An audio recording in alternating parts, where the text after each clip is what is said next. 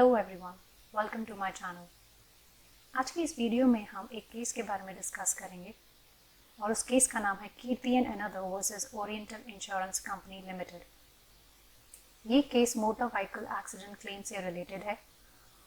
और इस केस में सुप्रीम कोर्ट ने ये कहा है जिन मामलों में नोशनल इनकम होती है उन मामलों में फ्यूचर प्रोस्पेक्ट भी दिया जा सकता है। तो इस केस को समझने के लिए पहले केस के फैक्ट्स के बारे में जानते हैं। तो चलिए शुरू करते हैं। विनोद एंड पूनम का एक्सीडेंट सेंट्रल कार से हुआ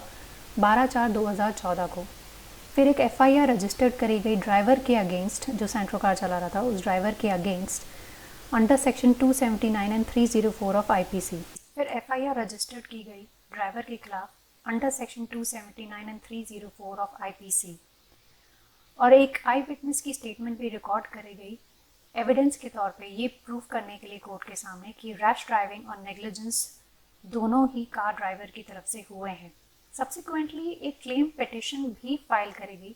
under section 166 of MV act. Deceased के पेरेंट्स ने ये क्लेम पिटिशन फाइल करी थी और इस केस में इंश्योरेंस कंपनी जो रिस्पोंडेंट नंबर 1 थी उन्होंने ऑफर किया था कंपनसेशन एक सेटलमेंट के तौर पे पूनम की डेथ के लिए 6.47 लाख रुपीस और विनोद की डेथ के लिए 10.71 लाख। जब ये केस ट्रिब्यूनल तक पहुंचा तो ट्रिब्यूनल ने ये कंक्लूड किया विटनेस की टेस्टिमनी को मद्देनज़र रखते हुए कि कार ड्राइवर की तरफ से ही रैश ड्राइविंग हुई है और नेग्लिजेंस भी कार ड्राइवर की तरफ से ही हुआ है। ट्रिब्यूनल ने एज मल्टीप्लायर ऑफ 17 जो है वो अडॉप्ट करा विनोद एंड पूनम के एज को डिटरमाइन करने के लिए। ऑल्दो जो फादर था डिजीज्ड का, उन्होंने ये प्ली करी थी कि विनोद जो है वो एज अ टीचर काम करता है, ₹14,000 पर मंथ कमाता है, लेकिन कोई भी डॉक्यूमेंट्री एविडेंस वो कोर्ट के सामने पेश नहीं कर पाए। इसलिए कोर्ट ने मिनिमम वेज इन दिल्ली का मेथड अडॉप्ट करा लॉस ऑफ डिपेंडेंसी को कैलकुलेट करने के लिए और साथ ही साथ 25% एडिशनल इनकम ऐड करी पूनम की इनकम में और फ्यूचर प्रोस्पेक्ट भी पूनम को और विनोद को दोनों को ग्रांट किया गया। विनोद की सैलरी से 1/3 सैलरी उसकी डिडक्ट करी गई पर्सनल एक्सपेंसेस। जब ये केस ट्रिब्यूनल पे पहुंचा तब ट्रिब्यूनल ने विटनेस की टेस्टिमनी पे रिलाई करके ये कंक्लूड किया कि कार ड्राइवर की तरफ से ही रैश ड्राइविंग और नेग्लिजेंस हुई है और एज मल्टीप्लायर ऑफ 17 अडॉप्ट किया पूनम और विनोद की एज को डिटरमाइन करने के लिए। इवन दो जो डिजीज्ड के जो फादर थे उन्होंने ये प्ली ली थी कि विनोद जो है वो एज अ टीचर काम करता है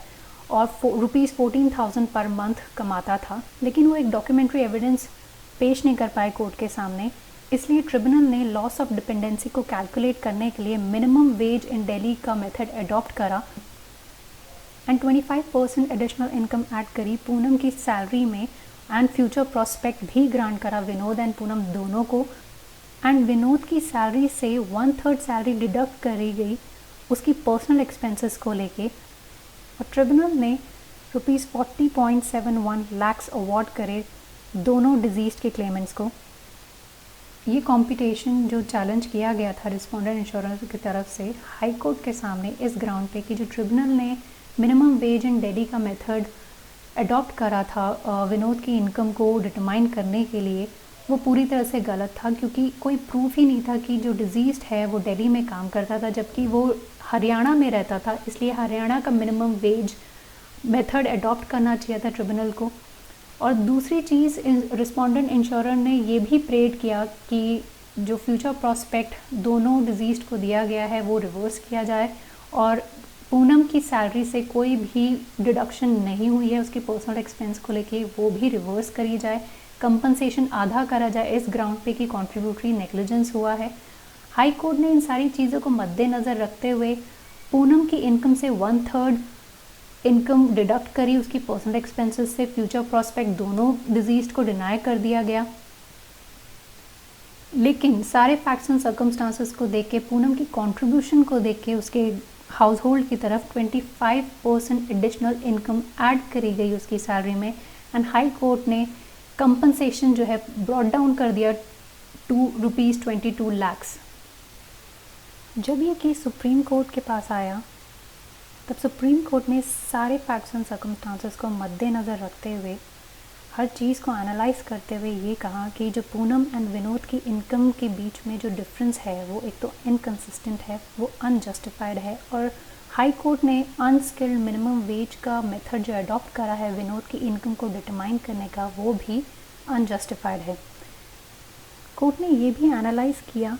कि डेथ के दौरान ये कोई डिस्प्यूट बनता ही नहीं है कि डिज़ीज़ के डिपेंडेंट्स जो हैं वो 4 हैं या अब 3 हैं, क्योंकि डिजीज़ की मदर की डेथ कोई रीज़न नहीं है मोटर एक्सीडेंट कंपनसेशन को रिड्यूस करने का, क्योंकि एक्सीडेंट के टाइम के दौरान ही क्लेम्स एंड लीगल लाइबिलिटीज़ पूरी तरह से क्रिस्टल क्लियर हो जाती है। उसके बाद अगर कोई चेंजेस होते हैं तो वो प्रोसीडिंग्स पे, पेंडिंग प्रोसीडिंग्स पे कोई भी इफ़ेक्ट नहीं करता है।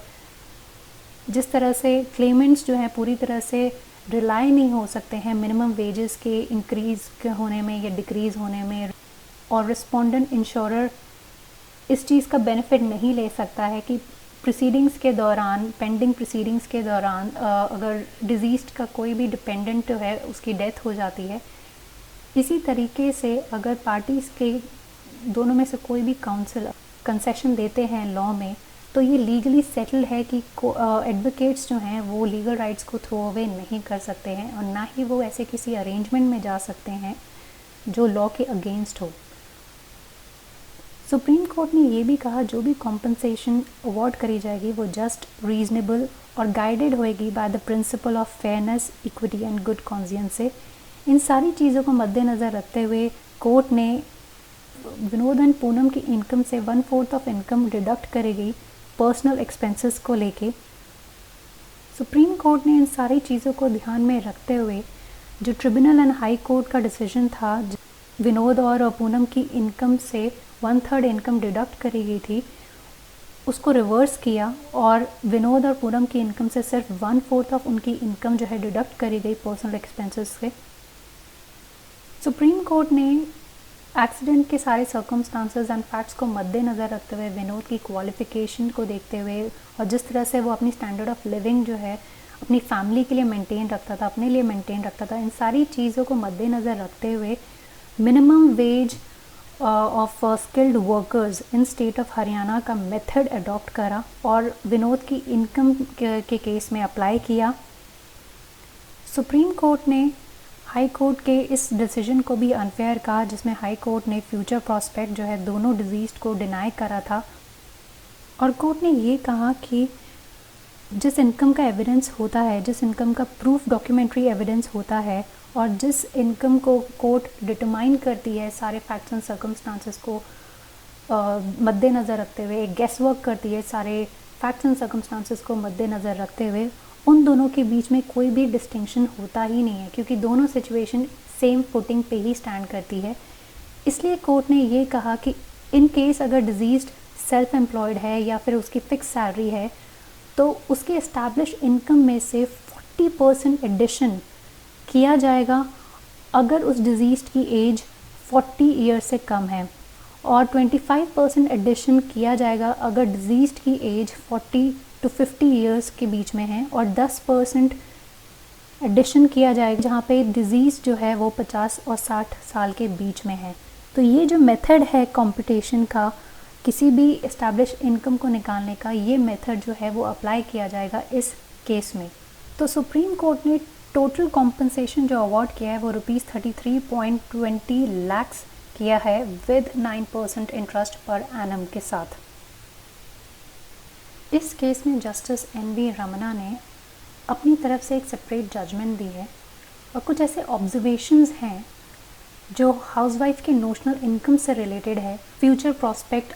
ग्रांट करना चाहिए या नहीं करना चाहिए, स्पेशली नॉन अर्निंग विक्टिम्स के केस में। तो जस्टिस NV रमना ने ये कहा है कि 2 तरीके की सिचुएशंस होती है जिसमें कोर्ट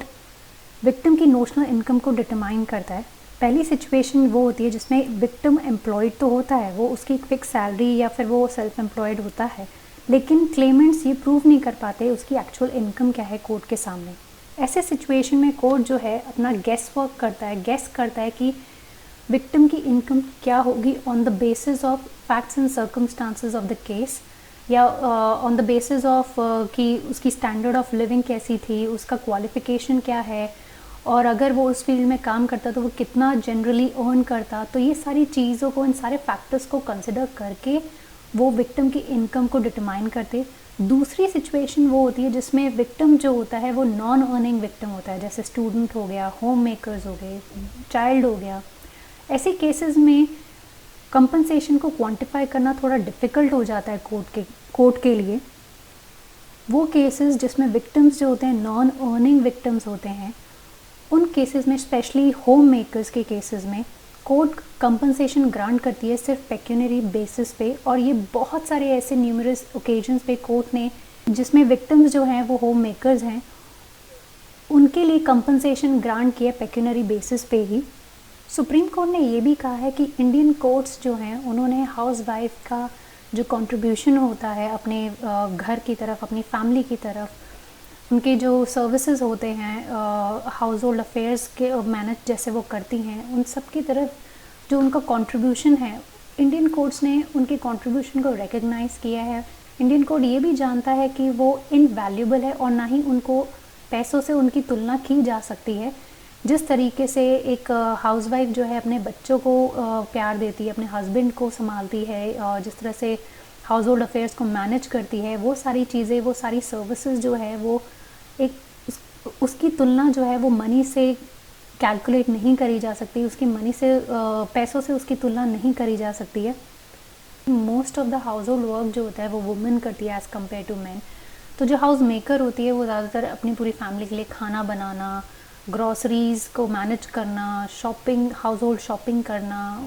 घर को साफ़ रखना, सराउंडिंग्स को साफ़ रखना, मेंटेनेंस वर्क, रिपेयर करना, ये सारी, बच्चों को देखना, हस्बैंड को देखना, ओल्ड एज मेंबर्स जो होते हैं हाउस होल्ड के उनको देखना, सारे बजट को मैनेज करना, ये सब एक होम मेकर, एक वाइफ करती है, हाउस वाइफ करती है। तो इन सब की तुलना एक पैसों से तो नहीं की जा सकती है, बट स्टिल कोर्ट ने ये रिकग्नाइज़ किया है कि तो ऐसे केस में अगर नॉन अर्निंग विक्टिम जो अगर होम मेकर है तो नोशनल इनकम फिक्स करना एक स्पेशल सिग्निफिकेंस अटेन करता है। अब क्वेश्चन ये उठता है कि नोशनल इनकम होम मेकर्स का कैलकुलेट कैसे होना चाहिए। उसका कोई फिक्स्ड अप्रोच नहीं रखेगी कोर्ट। ऐसे केसेस में कोर्ट फैक्ट्स एंड सर्कमस्टांसेस जो होते हैं केस के, उनको ध्यान में रखते हुए कंपनसेशन जो है वो अवॉर्ड करेगी जो जस्ट एंड रीजनेबल होगा। इस केस में सुप्रीम कोर्ट ने कुछ ऐसे मेथड हाईलाइट किए हैं, जिनमें से एक मेथड है अपॉर्चुनिटी कॉस्ट मेथड, जिसमें कोर्ट जो है वो इवैल्यूएट कर सकता है उसकी वेजेस को, ये ध्यान में रखते हुए कि वो कितना अर्न करती अगर वो घर पे नहीं होती, वो कितना अर्न करती अगर वो हाउसवाइफ नहीं होती। दूसरा मेथड है पार्टनरशिप मेथड, जिसमें ये एज्यूम किया जाता है कि शादी के बाद जो हाउस मेकर है उसकी जो सैलरी होगी वो हस्बैंड की सैलरी से कम आधी ज़रूर होगी। तीसरा ऐसा मेथड है जिससे हम होम मेकर की सैलरी को डिटरमाइन कर सकते हैं, ये सोच के कि अगर होम मेकर को रिप्लेस करा जाए पेड वर्कर से तो पेड वर्कर्स को कितना दिया जा सकता है, उस मेथड को कहते हैं रिप्लेसमेंट मेथड। अब आता है कि जब नोशनल इनकम डिटरमाइंड हो जाती है तो क्वेश्चन ये उठता है कि क्या फ्यूचर प्रॉस्पेक्ट भी ग्रांट होना चाहिए या नहीं होना चाहिए। तो कोर्ट ने इस पर ये कहा है कि फ्यूचर प्रॉस्पेक्ट ग्रांट किया जाएगा, क्योंकि समय के साथ साथ वेजेस भी बढ़ते हैं, इन्फ्लेशन भी होता है, और ये कोर्ट की ड्यूटी है फ्यूचर प्रॉस्पेक्ट ग्रांट करना कंपनसेशन के साथ। सारी जो लाइफ की रियलिटीज़ है और इन्फ्लेशन को देखते हुए, इन सारी चीज़ों को कंसिडर करते हुए फ्यूचर प्रॉस्पेक्ट ग्रांट किया जाएगा। तो फ्रेंड्स, आज की इस वीडियो को मैं यहीं ख़त्म करती हूँ।